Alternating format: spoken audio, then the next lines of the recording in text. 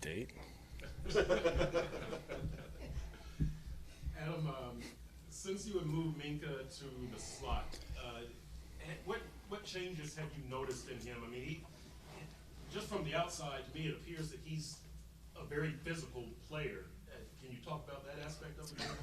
Yeah, it's hard to find safeties that can move into that spot and be able to do it on third down, where you see a lot of teams really kind of go with a 3 safety look, but that guy's playing the nickel position, and it happens a lot of times on first and second down. And the reason people do that is when teams are trying to run the ball, it's having a more physical player, it's having a bigger player, it's having a guy that's willing to mix it up in the run game. And a lot of times you see historically the guys that play nickel are smaller players.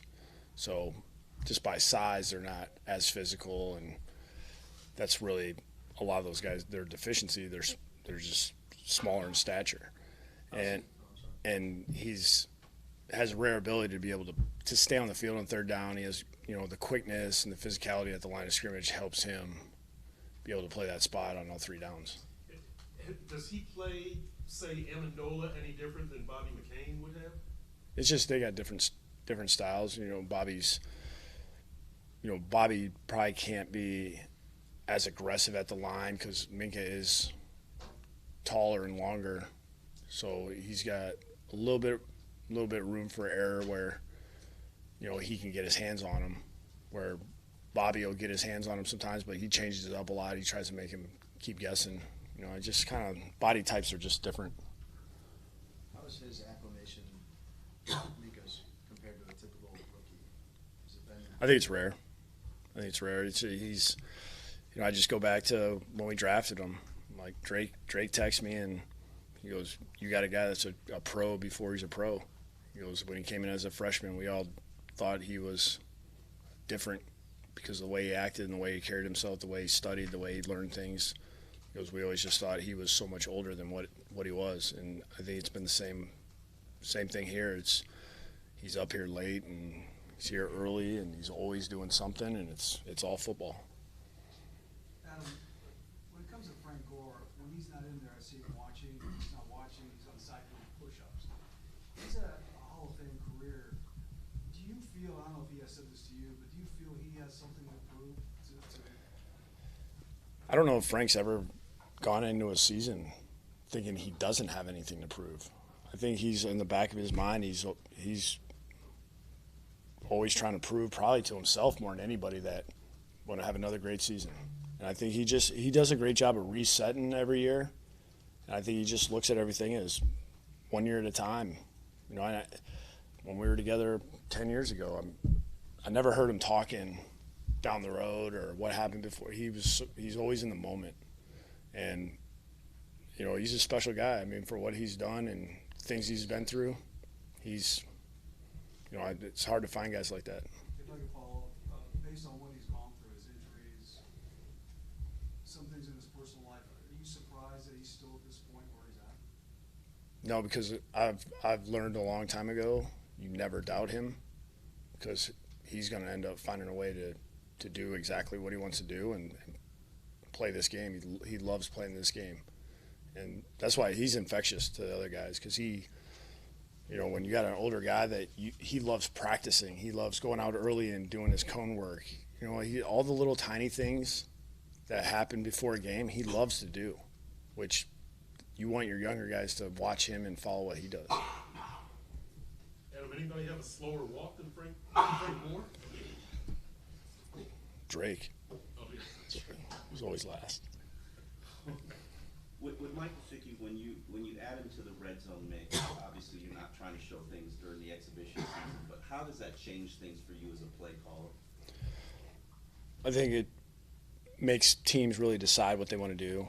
Do they want to man it up and see if he's as good as, sometimes that we've talked about? Do they want to play zone and give us a chance to run the ball and try to stop the run with the light box? Are they going to do something different that's where they just max pressure us, try to get the ball out quick? I think it just helps us as far as it could open up other guys. It could open the running game up.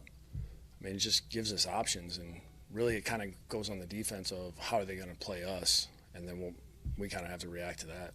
Sicky mentioned today that big route he ran for Ryan was a sign of the trust that Ryan's getting him to throw that route. What did it mean to you to see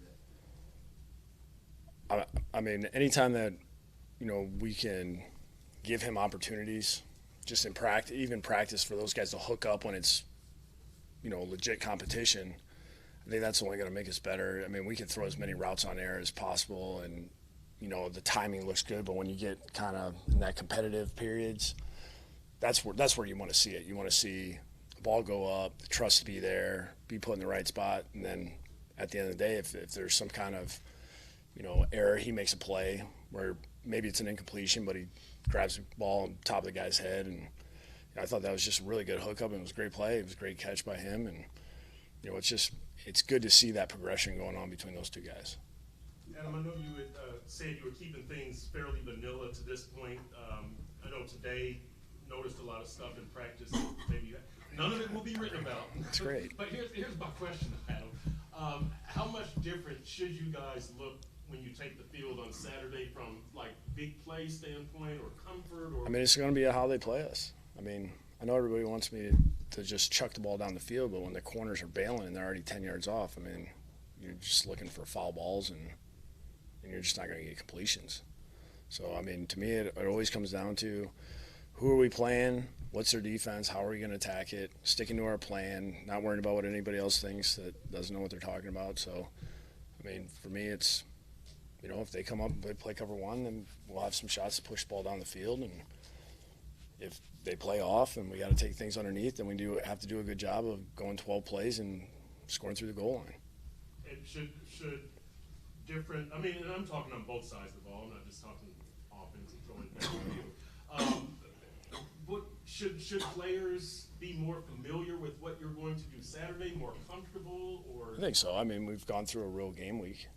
I feel like the way that we've been doing our meetings and the practice, and, we made some changes. I mean, every year we've done something a little bit different. It's just to see how our players react to it. And I feel like guys do get a little more comfortable in this week's preparation because you're not going into a game with, hey, anything could come up. You go in there with a game plan, but, I mean, it changes so much because you're not sitting there studying for a full week on what the other team's doing. And this week we've treated it like a real game, just probably like they are. And, it just gives our guys – they're more prepared with the exacts of the game, how they play, how we're going to play, how we're going to attack certain things. So it helps our guys, play faster and just go out there and worry about executing our plays. And I know it's only the preseason, but as far as a measure of your team, for you, Baltimore has been a team that maybe is a team that you want to be like more. And the last couple of years, Yeah, I mean, we've struggled against them the last couple of years. For whatever reason. I mean, it's hard for me to say this is exactly the one reason that's happened. I think, you always go in this game, every team in the league is going, would really like to play well in the third preseason game. Well, there's a lot of teams saying that, and, half of them are going to be angry and half of them are going to be like, all right, I feel good going in the season. So I just never feel like you can be too high, be too low. You have to understand what are our strengths and what are our weaknesses, and try to get better at your weaknesses and try to put together good drives. That's what we need to do. That's the number one thing for us on offense, and the defense the same thing. Like, we have goals for this week that we want to try to get better at from last week. So that's what we're working on. Sorry, I apologize for that. What are some things that you see that we don't that are encouraging, that you're trending the right way? Well, I mean, I like where our pass protection is on offense. We've played a lot of guys at wide receiver, especially with Ryan, which has been great. I know it's been unfortunate that we haven't had Devontae for a little bit here, and then Kenny missed a week, but it was good because Albert and Jakeem they were getting every rep with him, which, we were trying to figure out a way to plan that during training camp. Well, it just kind of happened. And I just think the chemistry of that group is getting strong, which is great to see, the fact that Ryan's not on the ground. He's not getting drilled like, we've seen in the past. And then on defense, I think it's just kind of getting the guys that we think are going to be out there in that first group, keep working together so we can develop chemistry. And I think that's coming along. I'm seeing some good things in practice. You know, we eliminate the big runs, we're going to be feeling different about our defense every week. And it's one of those things, easy to say. It takes 11 guys to do the right thing. Adam, along the lines of Devontae being out, with this shorter wide receiving starting core, do you feel there can be an advantage there? Yeah, when you got guys that are as quick as these guys, I mean, you'll be all right. I mean, that's not a factor for me. I look at it as things probably are going to happen a little quicker. You know, I know Ryan's got to lower his target line every once in a while when 19's running a route, but that's about it. Adam, with a guy like Buddy Howell, how much of a benefit was it for him to have played in a Lane Kiffin offense and preparing him for that next step? Lane Kiffin question. I mean, anytime that you can be in the thing about Lane has so much, he does it all. You know, you got pro style things, you got run pass options, you got everything. So he's been exposed to a lot of stuff.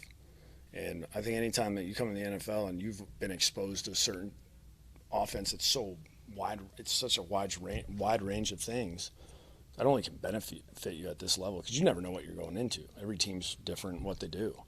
And when you can process the information, especially where he's at right now, he's not getting a ton of reps right now, but all of a sudden he's got to play 25, 30 snaps in a game. You know, being able to process that and then go out and execute it by just watching, that's not an easy thing to do, and he's done a good job of that. I wanted to ask you about the cornerbacks, not necessarily McCain and Howard, but the other guys, the Tankersley's, Lippitz, Toyer McTire, yeah. What do you hope to see from them in these final two games that can sort of alleviate some concern? I keep just looking at using our hands. When we get up and press, let's put hands on those wide receivers and do a good job of disrupting them so it's just not a nice, easy, free release route for them. You know, to me, I look at it like this. When you disrupt a guy and when you're in press and you disrupt that receiver, you're helping your D-line and letting them have a chance to get home. That makes your job easier. So really, I'm always going to be looking for that to see who wants to play most physical at the line of scrimmage. And then the guys that end up, getting beat on a route, how do they come back? Because it's going to happen. I mean, in this league, I don't know many corners that have gone their entire career without having a ball caught on them. So how do you respond? Are you able to forget about it, move on to the next play, and then try to win that snap?